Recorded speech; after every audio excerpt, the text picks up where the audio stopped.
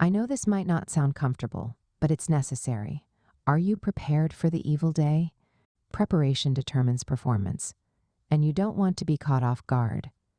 You want to prepare for the evil day before it arrives because the truth is, it will come.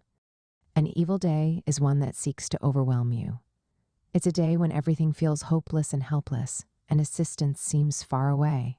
It's a day that makes you feel as if God has forgotten you and the whole of hell has broken loose.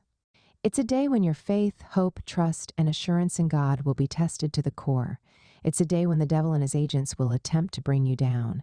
But remember this, when the enemy comes in like a flood, the Spirit of the Lord will lift up a standard against him. Isaiah 9:19. Perhaps you've already experienced the evil day in the past or seen someone close to you go through it. Even though it's not easy at the beginning, it's a great testimony in the end. There are ways to prepare yourself for it. The first step is to seek knowledge. Be aware and informed that the evil day will come if it hasn't already. But understand this, it's not necessarily a tragedy. Instead, it's an opportunity to grow stronger and wiser. Think of it like a student preparing for a challenging exam. No student enjoys exams, but everyone desires promotion, and promotion doesn't come without tests. Preparing for the evil day is not about negativity, but about understanding life. Those who are unprepared often face life's tragedies more intensely, making it harder to survive or recover from difficult situations. Next, learn from others. Listen to the testimonies of people who have endured their own evil days. Ask questions about how they overcame. What strategies did they use?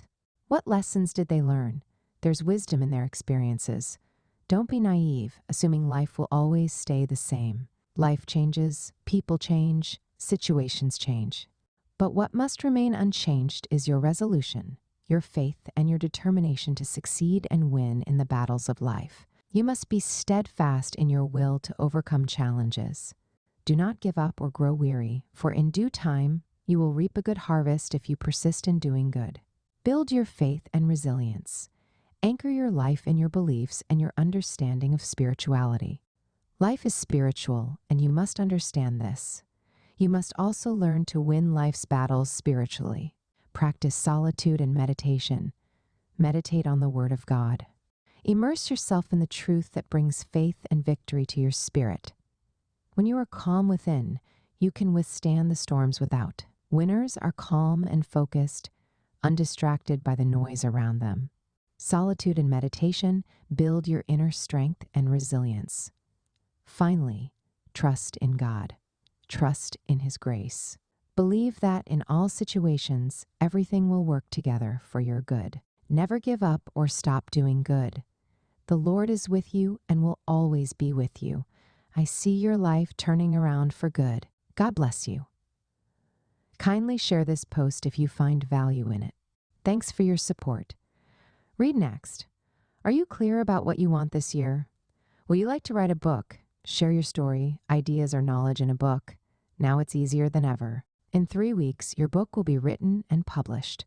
Send a message to bookmindsgmail.com.getbooks on Amazon, Amazon Books. If you want customized songs for you or your loved one's birthday, wedding, or any ceremony, I Say Music got you. Contact sopiansofgojmail.com.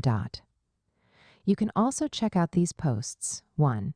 Making 2025 your best year yet. 2. It's the end of the year and things are still not working. Read this. 3. The perfect gift for Christmas. 4. 9 ways to avoid distractions. 5. What to do when you are confused. Kindly drop your comments. Like and subscribe for more. Thanks for watching.